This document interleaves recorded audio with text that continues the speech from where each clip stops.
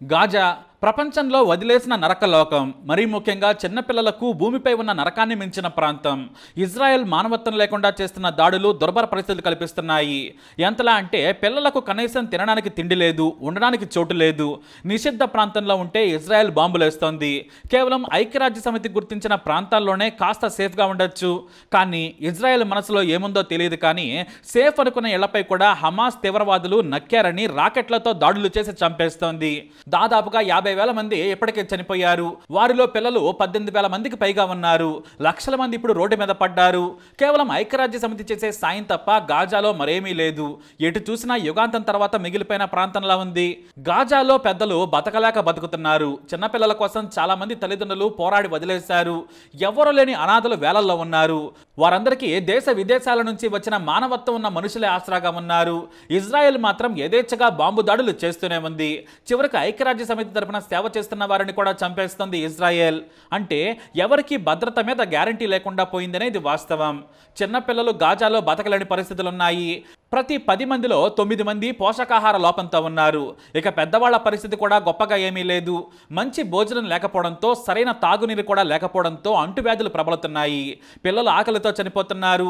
పెద్దలు తొందరగా చనిపోతే ఈ నరకం నుంచి విముక్తి లభిస్తుందని ప్రార్థిస్తున్నారు. ఎందుకంటే ఇజ్రాయెల్ ఎక్కడ మనుషులుంటే అక్కడ బాంబులేస్తోంది. దానికి కారణం ఏంటంటే హమాస్ తీవ్రవాదులు సామాన్యుల్లో కలిసిపోయారనేది వారి నమ్మకం. కానీ ఇది చిన్నపిల్లలకు నరకలోకంగా మారింది. ఆగస్టు 30న ఉత్తర గాజాలోని ఓ భవనంపై ఇజ్రాయెల్ దాడి చేసింది. అందులో 30 మంది చనిపోయారు. మరో 20 మంది తీవ్రంగా గాయపడ్డారు. వీరిలో కొద్ది రోజుల క్రితం పుట్టినరోజు జరుపుకున్న 6 ఏళ్ల వఫా తన చెల్లెలతో కలిసి ఆడుకుంటుంది. అమ్మ అన్నం తినిపిస్తే ఇద్దరు తిని పడుకున్నారు. కానీ అర్ధరాత్రి దాటిన తర్వాత వారింటిపైకి ఇజ్రాయెల్ నుంచి రాకెట్ దూసుకొచ్చి మొత్తం భవనాన్నే కూల్చేసింది. ఈ దాడిలో ఆమె కుటుంబం మొత్తం చనిపోయింది. తన చెల్లెలు కూడా. తీవ్ర గాయాలతో ఉన్న వఫాను డాక్టర్లు దగ్గరలోని ఆసుపత్రికి తరలించారు.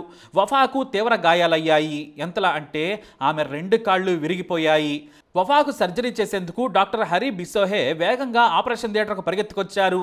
పాపను చూడగానే ఆయనకు కన్నీళ్లు వచ్చాయి. ఇక ఈ చిన్నారి భవిష్యత్తులో నడవలేదు. తాను జీవితాంతం 2 కాళ్ళు లేకుండానే బ్రతకాలి. ఆమె కుటుంబంలో ఎవరూ బ్రతకలేదని తెలిసి ఆయన బాధపడ్డారు. కానీ ఆయనకు కన్నీళ్లు రావడం లేదు.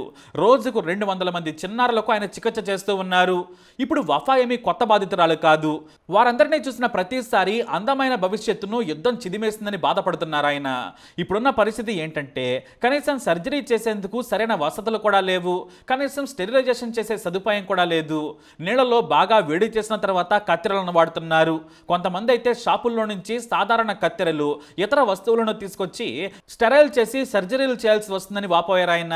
మేము చేసేది ఆధునిక చికిత్స కాదు. అలా స్టాండర్డ్స్ చూసుకుంటే ఒక్క పేషెంట్ కూడా మేము చికిత్స చేయకూడదు. కానీ ఏమీ చేయలేము. మందులు కూడా దొరకడం లేదు. పిల్లలకు ఇన్ఫెక్షన్లు అవుతున్నాయి. వాళ్ళను చూస్తుంటే భయమేస్తుందన్నారు ఆయన. వఫా 2 కాళ్ళు తొలగించి సర్జరీ చేశారు. ఇక్కడ విచిత్రం ఏమిటంటే ఎనస్థీషియాలు కూడా ఉన్నాయో లేవో కూడా తెలియదు. ఇకపోతే అంతర్గత అవయవాలకు కూడా గాయాలయ్యాయి. డాక్టర్ల టీం చాలా ప్రయత్నించింది. 2 వారాల పాటు ప్రాణంతో పోరాడిన వఫా చివరకు సెప్టెంబర్ 10న కన్ను మూసింది. ఇలా ఒకరు కాదు, ఇద్దరు కాదు, 8,000 మంది చిన్నారులు జీవితకాలం అంగవైకల్యంతో బతకాల్సిన పరిస్థితి ఏర్పడింది. వాళ్ళంతా ఇప్పుడు ఆహారం తినాలన్నా మరొకరి సాయం తీసుకోవాలి. వీరి పరిస్థితి మాత్రమే కాదు, మరో 25,000 మంది పెద్దవాళ్ళు కూడా కాళ్ళు, కళ్ళు, చేతులు కోల్పోయి శాశ్వత వైకల్యంతో మారారు. కానీ ప్రపంచంలో ఏ దేశమైనా, ఏ ప్రాంతమైనా కూడా పిల్లలకు మించి భద్రతనిచ్చే ప్రాంతంగా ఉండాలి. కానీ గాజాలో నరకం. చిన్నపిల్లలు రోజుకు కనీసం 10 మంది ఆకలితో లేదా అంటువ్యాధులతో చనిపోతున్నారు. ఐక్యరాజ్య సమితితో పాటు ఇతర దేశాలు ఆహారం పంపిస్తున్నా కూడా ఇజ్రాయెల్ అడ్డుకుంటోంది. ఒకప్పుడు గాజాకు రోజుకు 500కు పైగా ట్రక్కుల సాయం అందేది. కానీ ఇప్పుడు 150 ట్రక్కుల్లో మాత్రమే వస్తోంది. అందులో కొంత భాగం ఐక్యరాజ్య సమితి సిబ్బందికే సరిపోతుంది. డాక్టర్స్ వితౌట్ బోర్డర్స్ సంస్థలో పనిచేసే వారంతా జీతాలు తీసుకోకుండా పనిచేస్తున్నారు. ఇక వాళ్ళు కూడా ఆపరేషన్లు చేసి చేసి అలసిపోయారు. పిల్లలను కాపాడలేకపోతున్నామని కన్నీటి పర్యంతమవుతున్నారు. కాస్త విరామం ఇవ్వండి. మానవత్వంతో ఇజ్రాయెల్ ఈ దాడులను ఆపేయాలి. మానవతా సాయం అందేలా చూడాలి. మరికొద్ది రోజుల్లో మేము ఇక పని చేయలేని స్థితికి వస్తాం. ఏడాది నుంచి కుటుంబానికి దూరంగా ఉన్నాం. జీతాలు లేవు. కేవలం 2 పూటలా భోజనం చేసి పని చేస్తున్నాం. అయినా సరే మాకు డబ్బేమీ వద్దు. అది ముఖ్యం కూడా కాదు. మేము ఆరోగ్యంగా ఉంటేనే మరింత మందికి సేవ చేస్తాం. మాతో పాటు పనిచేస్తున్న వాళ్ళు మానసిక రోగుల్లా మారిపోతున్నారు. చాలా మందికి కోపం వచ్చేస్తుంది. ఆకలితో సమయానికి నిద్ర తిండి లేక మేము కూడా చికిత్స తీసుకోవాల్సిన పరిస్థితి ఏర్పడుతుంది. పిల్లలంతా మానసిక సమస్యలతో పోరాడుతున్నారు. అది కూడా ఓ సమస్యగా మారింది. ఈ డ్రామా వారిని వదిలిపెట్టదు. వికలాంగుల భవిష్యత్ ఏంటనేది తెలియడం లేదు. ఇంకో వారం రోజుల్లో మరింత అంటువ్యాధులు ప్రబలే అవకాశం ఉంది. ముందే జాగ్రత్తలు తీసుకోవాలి. లేదంటే ఇజ్రాయెల్ బాంబు దాడుల కంటే కూడా ఈ రోగాలు ఆకలి చాలా మందిని చంపేలా ఉంది. ఇప్పటికీ పెద్దవారికి రోజుకి ఒకసారి మాత్రమే భోజనం, పిల్లలకు మాత్రం 2 సార్లు అందిస్తున్నాయి UN సహాయ కేంద్రాలు. కానీ అసలు పిల్లలే కాదు, తరాలను మొత్తం నాశనం చేయాలని ఇజ్రాయెల్ భావిస్తోంది. పిల్లలను చంపే వ్యూహం కూడా ఉందని భయపడుతున్నారు. బహుశా ఇజ్రాయెల్ వ్యూహం కూడా అదే కావచ్చని డాక్టర్లు ఆవేదన వ్యక్తం చేస్తున్నారు. కొన్ని తరాల పిల్లలను నాశనం చేశారు ఇజ్రాయెల్ సైనికులు. పిల్లలు వికలాంగులయ్యారు, పెద్దలు కూడా అంతే. 11,000 మందికి అత్యవసరంగా విదేశాల్లో చికిత్స చేస్తేనే బతుకుతారు. వారంతా పక్కన ఉన్న దేశాల సాయం కోరుతున్నారు. మేము కూడా వారికి చికిత్స అందించాలని లేఖలు రాశాము. కానీ ఆయా దేశాలు ఏమంటున్నాయంటే, మీరు గాజాలో ఉంటే ఎంత సాయమైనా చేస్తాం, కానీ మా దేశంలోకి మాత్రం అనుమతించమని చెబుతున్నారని ఆవేదన వ్యక్తం చేస్తున్నారు డాక్టర్లు. మరి పిల్లలకు నరకలోకంగా మారిన గాజాను ప్రపంచం ఎందుకు కనికరించలేకపోతుందంటే, ఎవరి వ్యూహాలు వారివి, ఎవరి అవసరాలు వారివి. యుద్ధం ముగించేందుకు ఇజ్రాయెల్ ఇష్టపడటం లేదు. హమాస్కు చెందిన చివరి తీవ్రవాదిని చంపే వరకు కూడా తాము వదిలిపెట్టమంటున్నారు. అంటే వ్యూహాత్మకంగానే ఇజ్రాయెల్ యుద్ధం కొనసాగిస్తోంది. ఎందుకంటే ఆవేశంలో యుద్ధం మొదలుపెట్టిన ఇజ్రాయెల్కు ఎలా ముగించాలో తెలియడం లేదు. ఎందుకంటే విజయం దూరంగా కనిపిస్తోంది. ఇప్పుడు హమాస్ తీవ్రవాదులు సామాన్యుల్లో కలిసిపోయారు. చనిపోయిన వాళ్ళ సంగతి సరే, కానీ గాజాలో మనుషులున్న చోట దాడులు చేస్తూనే ఉన్నారు. సామాన్య ప్రజలను కూడా చంపుతూనే ఉన్నారు. ఇక మరోవైపు ఇజ్రాయెల్కు కూడా చిరాకు మొదలైంది. లెబనాన్ తీవ్రవాద సంస్థ హెజ్బొల్లా ఇజ్రాయెల్పై దాడులు చేయడం మొదలుపెట్టింది. ఇజ్రాయెల్ గలిలీ ప్రాంతంలో దాదాపు 60,000 మందిని ఆ దేశ సైన్యం సురక్షిత ప్రాంతాలకు తరలించింది. కానీ ఆ దేశ నష్టాన్ని బయటకు రాకుండా జాగ్రత్త పడుతోంది. ఎందుకంటే శత్రు దేశాలు విజయంగా ప్రచారం చేసుకుంటాయనేది ఇజ్రాయెల్ అధ్యక్షుడు బెంజమిన్ నెతన్యాహు భయం. అందుకే బయటకు చెప్పడం లేదు. ఇక ఇరాన్ షియా తీవ్రవాద సంస్థ కూడా హెజ్బొల్లాకు ఆర్థిక ఆయుధ సాయం చేస్తోంది. ఇజ్రాయెల్ కూడా 100ల కొద్దీ రాకెట్లను ప్రయోగించింది. కానీ ఎప్పుడో ఓసారి మెరుపు దాడులు చేసి దాక్కుంటుంది హెజ్బొల్లా. దీంతో ఏం చేయాలో తెలియడం లేదు. ఇజ్రాయెల్ను 2 వైపుల నుంచి తీవ్రవాద సంస్థలు దాడులు చేసి ఇబ్బంది పెడుతున్నాయి.